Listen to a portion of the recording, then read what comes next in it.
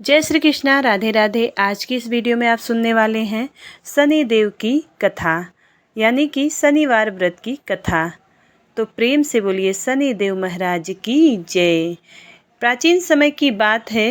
सूर्य, चंद्रमा, मंगल, बुध, बृहस्पति, शुक्र, शनि, राहु और केतु अर्थात यह 9 ग्रह एक स्थान पर एकत्रित हुए। परस्पर वाद विवाद होने लगा कि हम लोगों में सबसे बड़ा कौन है, कौन श्रेष्ठ है।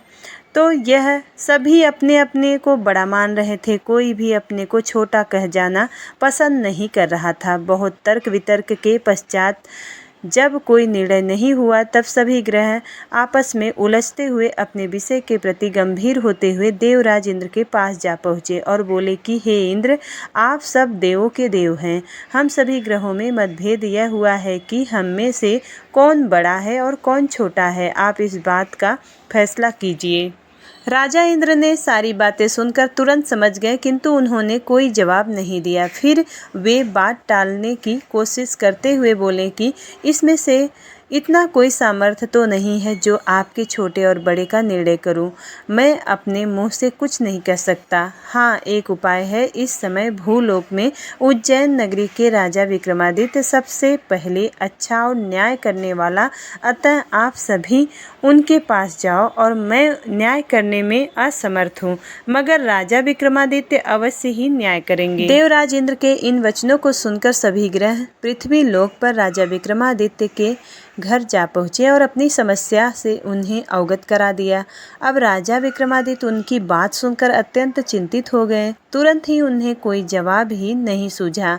वह शांत रहे। वे मन ही मन सोच रहे थे कि सभी ग्रह हैं, किसे छोटा कहूँ और किसे बड़ा कहूँ। जिसे छोटा कहूँगा वही मुझ पे कुपित हो जाएगा। न्याय के लिए जब ये मेरे पास आए हैं तो मुझे न्याय तो करना ही है।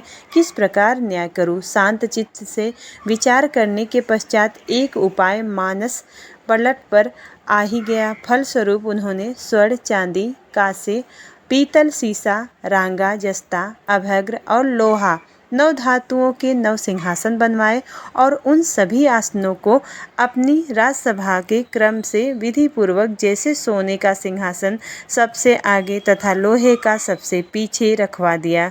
अब वह सब लोग। इसके पश्चात नरेश ने राज ज्योतिषी को बुलवाकर आदेश दिया कि ज्योतिष ग्रंथों में जिस क्रम से ग्रहों का स्थान है, उसी क्रम से ग्रहों के आसन ग्रहण करने की प्रार्थना की जाए। इस प्रकार सबसे उत्तम तथा सबसे आगे रखा हुआ स्वर्ण का बना हुआ सिंहासन सूर्य को मिला। अब चांदी का सिंहासन चंद्रमा को तथा शेष धातुओं के सिंहासन अन्य ग्रहों को मिला। सबसे पीछे रखा हुआ और लोहे का बना हुआ सिंहासन शनिदेव को मिला। राजा विक्रमादित्य की इस बात को अपना अपमान समझते हुए शनिदेव क्रोध से लाल हो गए।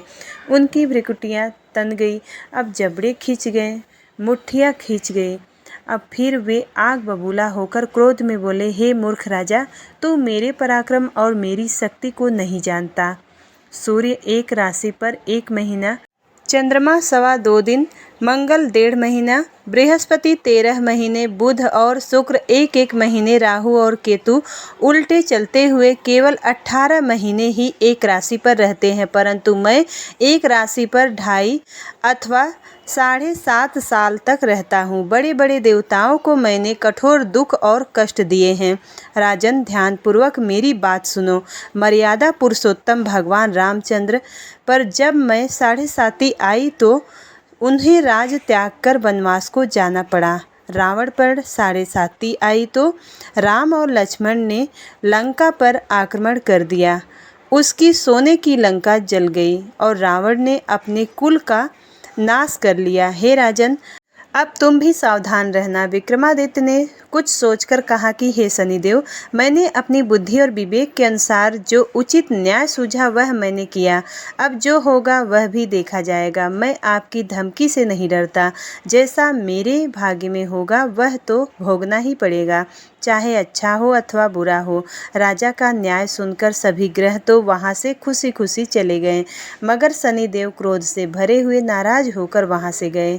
कुछ समय ऐसे ही बीत गया, मगर कुछ समय के बाद राजा विक्रमादित्य पर शनि ग्रह का 7.5 का प्रवेश हुआ तो शनि देव ने अपना प्रभाव दिखाना शुरू कर दिया। शनि देव घोड़ों के व्यापारी का रूप धारण करके अनेक सुंदर घोड़े साथ में लेकर राजा विक्रमादित्य के राजधानी उज्जैन में आ पहुँचे। अब राजा ने घोड़े के सौदागर के आने की बात सुनकर तो उन्होंने अपने अश्वपाल को सुंदर और शक्तिशाली घोड़े खरीद कर ले जाने के लिए कहा। अब घोड़े बेहद सुंदर और शक्तिशाली थे। अश्वपाल उनके पास पहुंचा तो दाम सुनकर चौंक पड़ा। उसे गहरा आश्चर्य हुआ। उसने तुरंत राजा को खबर दी। अश्वपाल के कहने पर राजा ने घोड़ों को देखा और एक अच्छा घोड़ा देखकर उस पर से सवारी को चढ़ गया। राजा के घोड़े पर चढ़ते ही घोड़ा तीव्र गति से दौड़ पड़ा। फिर घोड़ा राजा को लेकर एक घने जंगल में पहुंच गया। वहीं राजा विक्रमादित्य को अपनी पीठ से पृथ्वी पर गिराकर अदृश्य हो गया। उसके बाद राजा बियावान जंगल में भूखा प्यासा इधर उधर भटकने लगा। राजा के हाल बेहाल हो गए। भटकते भटकते बहुत देर बाद राजा ने एक ग्वाले को देखा। ग्वाले से निवेदन करने के बाद वह प्यास से व्याकुल राजा पानी पिलाया। अब वह नगर का रास्ता भी दिखाया जो उस स्थान के समीप ही था। उस वक्त राजा की उंगली में एक अंगूठी थी। वह अंगूठी राजा ने खुश होकर ग्वाले को दे दिया। अब वह फिर शहर की ओर चल पड़ा। राजा नगर की ओर पहुंचकर एक साहूकार के दुकान पर जाकर बैठ गया। राजा ने खुद को उज्जैन का निवासी और बीका नाम बताया। साहूकार ने राजा को उच्च घराने का समझकर पानी पिलाया। भाग्यवश उस दिन साहूकार की बिक्री पूर्व दिनों की अपेक्षा अधिक हुई। तब सेठ ने राजा को भाग्यवान मानकर उसे अपने साथ अपने घर ले गया और भोजन कराया। भोजन कराते वक्त राजा विक्रमादित्य ने एक अद्भुत बात देखी। एक हार खूंटी में लटक रहा था और वह खूंटी उस हार को निगल रही थी। इस अद्भुत दृश्य को देखकर उनके पैरों के नीचे जमीन खिसकने लगी, लेकिन वह मूक रहे। सहसा भोजन के बाद वह साहूकार खूंटी पर से हार उतारने के लिए गए तो खूंटी पर वह हार नहीं मिला। तब उसने सोचा कि बीका के अलावा कोई भी इस जगह पे इस कमरे में नहीं आया था, अतः हार की चोरी इसी व्यक्ति ने की होगी। सेठ ने बीका पर चोरी का आरोप लगाते हुए हार लौटाने का कहा। फिर राजा ने अपनी सफाई देते हुए कहा कि हे सेठ, मैंने आपका हार नहीं चुराया है। मैंने तो हार निगलते हुए खूंटी को देखा है। आपका हार खूंटी निगल गई, खूंटी हार नहीं निगल सकती। भला बेजान चीज़ भी किसी चीज़ को निगलती है कभी?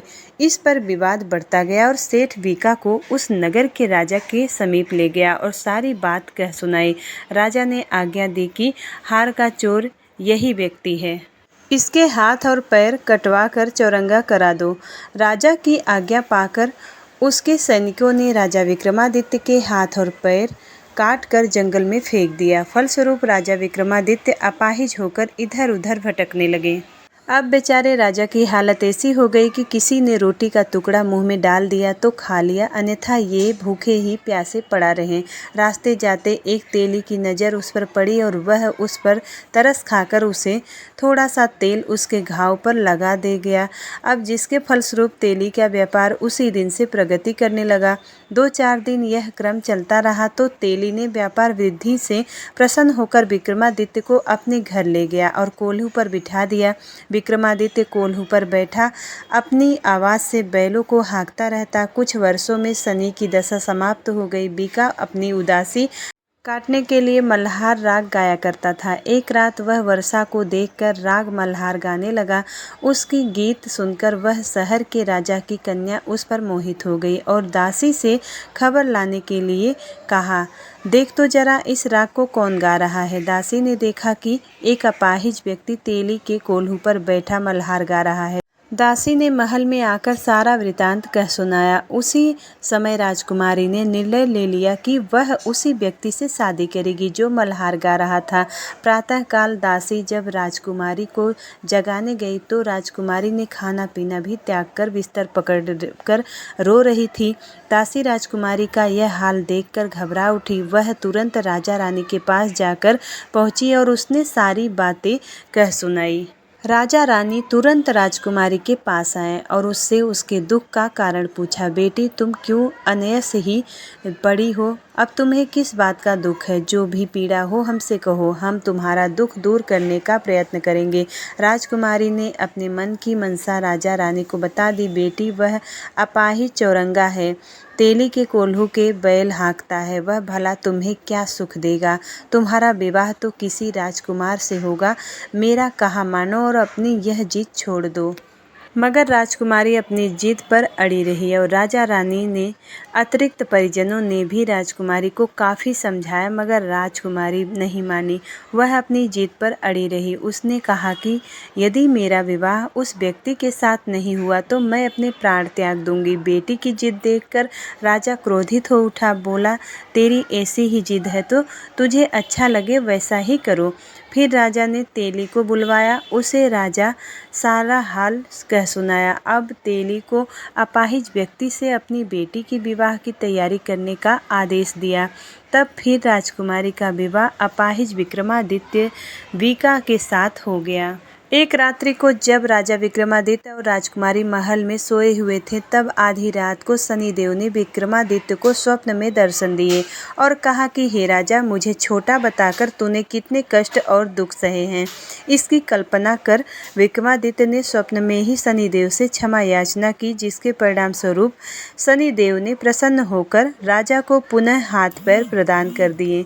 उस समय राजा विक्रमादित्य की खुशी का ठिकाना न रहा। शनि महाराज के गुणगान करने लगा। अब तत्पश्चात विनय करते हुए राजा विक्रमादित्य ने कहा कि हे शनिदेव, आपने जैसा दुख मुझे दिया है ऐसा आप दुख किसी को न दें। शनिदेव ने राजा की प्रार्थना स्वीकार करके बोले, जो व्यक्ति मेरी कथा सुनेगा, कहेगा तो उसे कोई दुख नहीं होगा, और जो व्यक्ति नित्य मेरा ध्यान करेगा, शनिवार को मुझे तेल अर्पण करेगा, ऐसा चींटियों को आटा खिलाएगा, उसके संपूर्ण मनोरथ पूर्ण होंगे। इतना कहकर शनिदेव अंतर ध्यान हो गए। जब राजकुमारी की आंख खुली और उसने राजा के हाथ पांव देखे तो चकित रह गई। अब विक्रमादित्य ने सब हाल कह सुनाया तो राजकुमारी बहुत प्रसन्न हुई। यह समाचार राज दरबार से लेकर पूरे शहर में तुरंत फैल गया और सब राजकुमारी को भाग्यशाली कहने लगे। जब सेठ साहूकार ने यह बात सुनी तो यह जाना कि वह व्यक्ति कोई साधारण व्यक्ति नहीं बल्कि राजा विक्रमादित्य है, तो उसके कदमों में आकर गिर गए और अपने किए की माफ़ी मांगने लगे। राजा विक्रमादित्य ने कहा, तुम्हारा कोई दोष नहीं है, मुझ पर शनिदेव का प्रकोप था। सेठ बोला, राजन, अब मुझे तभी आत्मीय शांति मिलेगी जब आप मेरे आवास पर चलकर भोजन ग्रहण करेंगे। ठीक है, मैं आऊँगा। और फिर राजा विक्रमादित्य सेठ साहूकार के घर भोजन करने पहुँच गए।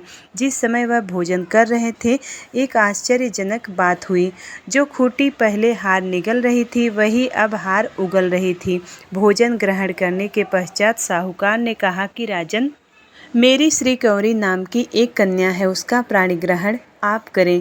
इसके बाद सेठ ने अपनी रूप यौवन से संपन्न कन्या का विवाह बड़ी धूमधाम से राजा विक्रमादित्य के साथ कर दिया। राजा विक्रमादित्य कुछ दिन वहां रहने के पश्चात सेठ से विदा लेकर राजकुमारी मन भावती सेठ की पुत्री श्री कंवरी तथा दोनों स्थानों से प्राप्त रत्न आभूषण और अनेक दास दासियों के साथ अपनी राजधानी उज्जैन में लौट आए।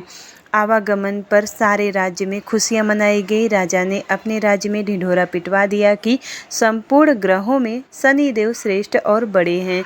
मैंने उन्हें छोटा कहा, इसलिए मुझे इतने दिन कष्ट उठाने पड़े। तभी से उनके राज्य में शनिदेव की पूजा होने लगी। सभी घरों में शनि की कथा का पाठ होने लगा, जिसके कारण उस उज्जैन नगरी के निवासी समस्त सुखों को प्राप्त करते रहे। प्रेम से बोलिए शनिदेव भगवान की जय। उम्मीद करती हूँ वीडियो आपको पसंद आई होगी। यदि वीडियो पसंद आती है तो वीडियो को लाइक करिएगा। चैनल पर पहली बार आए हैं तो सब्सक्राइब जरूर करिएगा। मिलती हूँ अगली वीडियो में, तब तक के लिए राधे राधे, जय श्री कृष्णा।